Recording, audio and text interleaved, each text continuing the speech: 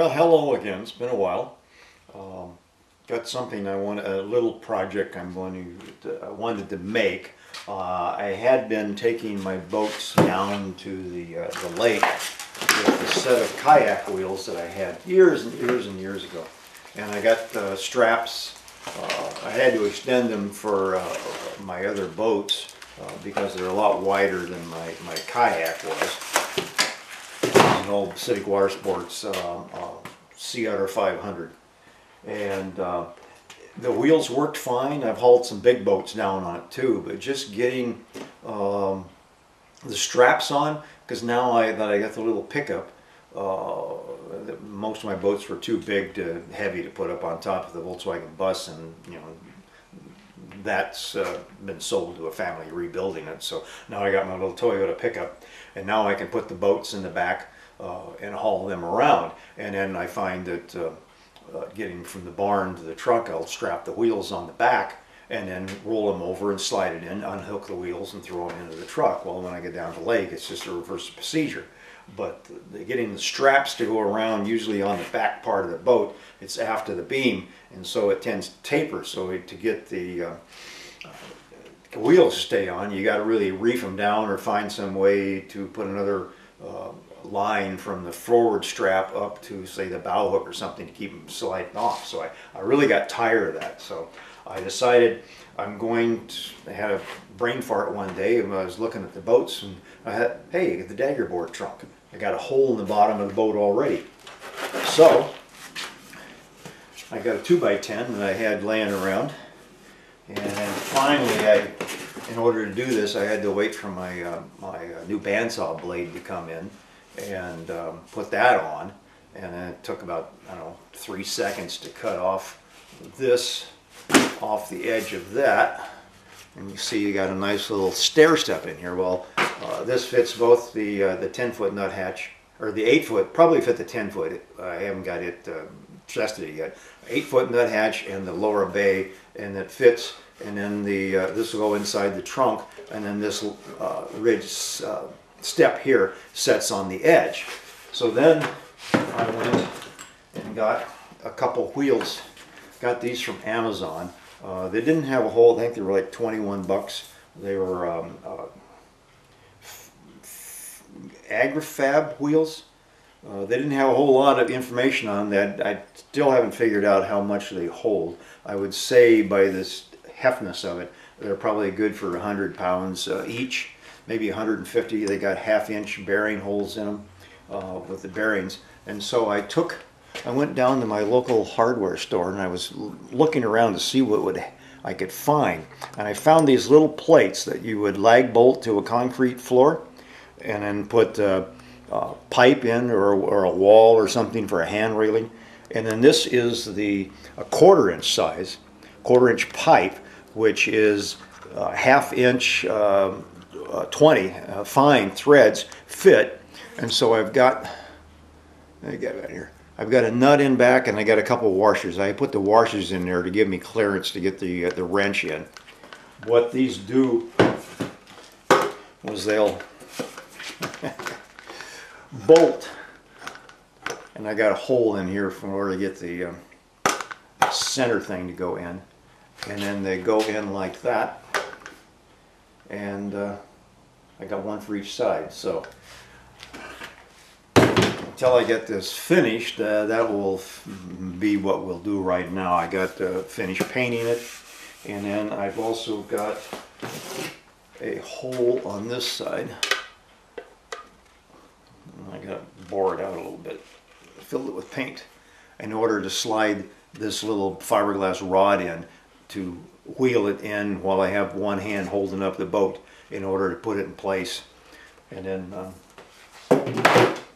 probably that'll stay in for the moment while I'm using it, because it'll be high enough out of the ground. It's not going to poke anything. So we'll see that when we get there. Maybe go ahead and paint this, and then I'll assemble it. Maybe do a little short part of assembly, but then we'll go out and test it. And I've got some photos I'll be adding in, with maybe some voiceover showing you. Well, maybe I can do the voiceover now while I show the photos. I've got a photo of the 1/4-inch plate, 1/4 inch pipe with a 1/2 inch thread bolt in it, a 3/8 pipe with a 5/8 bolt, and then a 1/2 inch pipe thread with a 3/4 inch bolt in it, because you'll find bearings online and other places that'll have a 1/2 inch axle, a 5/8 axle, and a 3/4 axle. Some of the ones you can get from either Amazon or from Northern Tool will come with both the 3/4 and the 5/8 inch bearing inserts, and so you can use either one and use this same method with these little plates here, because they'll work on all of them. So later. Well, now that I've got the unit finally painted, I got the step and everything, and I updated my, I found this white fiberglass pole with little pretty markings at my hardware store, and they were using it as like a driveway edge marker. I don't know if it's for snow or just for so you don't back over something. And it's just a little hair bigger than the gray, so I had to drill out the hole, but it's longer, so it'll give me more reach for a longer boat getting underneath. So let me reset up here down. We'll point down to the thing as we bolt the wheels on. And I got a pipe clamp on the end keeping it stand up, and I got the sandbag here to hold it in place. Well, one thing you want to do is when you put it together, to put the flange on the side that has the holes in it, because you need. First time I put it together, I had it on this side with the solid side, and I can't get the bolts in, so I had to take it apart. So with the gaps in here, you can stick the bolts in.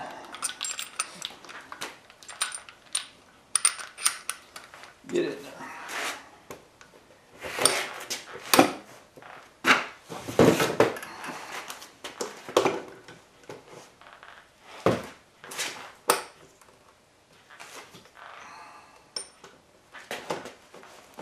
Yeah. Let me do this off camera so I'm not using words the children shouldn't hear. Well, I've got them tightened down, and my hands they don't want to do that fine stuff anymore. The old arthritic stuff is getting to them. I'm cold with it. So there we go. We've got our wheels. Reset up on the ground here.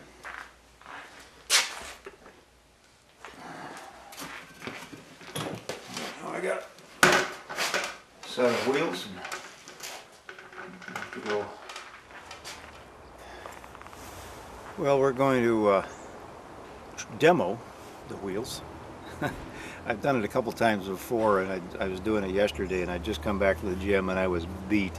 I'd just done 3 sets of 10 chin-ups and all the other 30 minutes on a rowing machine and all the whole thing, so I was tired, and it was a little problematic. And I think maybe if I was to do it again, I would round the top a little more, and I might bevel the first 3 inches that gets inserted into the Daggerboard trunk, and I might go to a heavier rod than what I have now. I might go to a steel rod or maybe some 1/2 inch conduit, short section of that, something that would screw in and out. But let's see how we do again.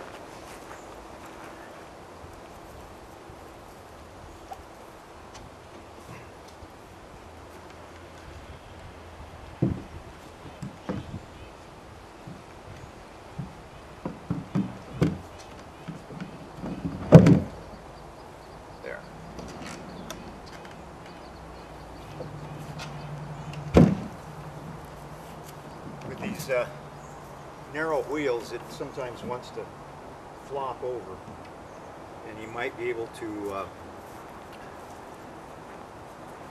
on yours, if depending on what size the axles are, say your wheels came with 5/8 axles or 3/4, they have some bigger pipe flanges that you could use instead of those 1/4 inch pipe flanges that I used, and then put in a couple nipples maybe 3 inches on either side. That'll give you maybe 6 or 7 inches wide. It'll spread the axles out a little farther, and then use either a long bolt, as longest bolt you can get, and then adjust the nipples to the length bolt with a nylock nut on the other side, or else if you can find thick wall tubing, some places you can get really thick aluminum tubing which is measured from the outside. So if you got a hunk of 3/4 inch tubing, outside diameter, you can cut that and then put pins and then just have it in that way. So, but it's really easy. I've already thrown it on the truck once yesterday. But, and you can pull this out.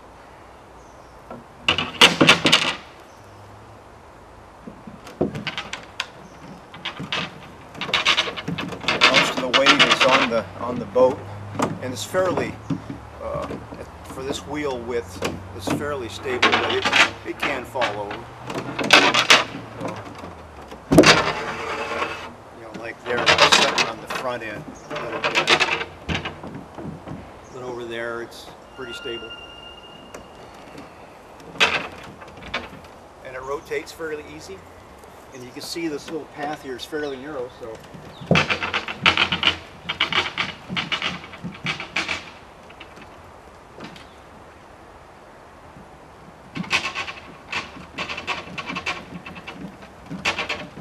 works pretty easy. And then when you get down to the water, just insert the rod, or you can leave the rod in.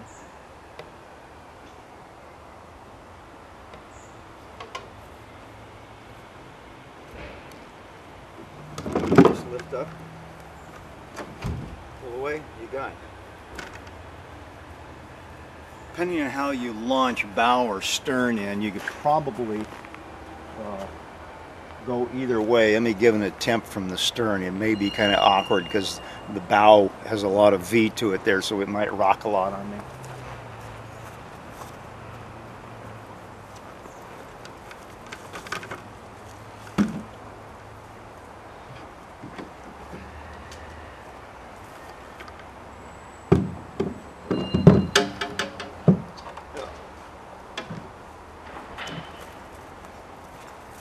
It worked pretty good that way too. So if you wanted to bow end into the water, you could, well, you know what I'm talking about. You could bow into the water and then lift it up, pull the wheels out and put those away, and then push off from the shore and jump in over the stern and sail away. So I'm pretty happy with these things. I'm going to, you know, this will be into the video. With there'll be some photos in there with some titles on them, but basically it's, you can use 1/4 inch plates, 1/4 inch pipe, 3/8. Actually 3/8 is kind of won't work. 1/4 inch will have 1/2 inch bolts. The 1/2 inch will have 5/8, and the 5/8 will have 3/4. And so you'll be able to step up depending on what the axle size you have. But it'll vary from what you have in your neighborhood department or hardware store, and in what size kind of wheels you have. And those are 12 inch no, those are 14 inch wheels. You can go with 12s or 10s or something smaller, or if you had the balloon tires, usually those will come with you know, like wheelbarrow or that version. They'll come with wider axles, and so you will be using some sort of different bolt setup for that. Maybe small thread, that would work too. So this should conclude the Daggerboard wheels. And I've now that I got my new bandsaw blade, I was just in earlier setting up for another set of oars, and I'll show you to make another way of doing the oars with the bandsaw to cut them out without having the problems I was having getting it vertical and you know, the width cut. So we'll come back when that comes up on the next thing. See you later.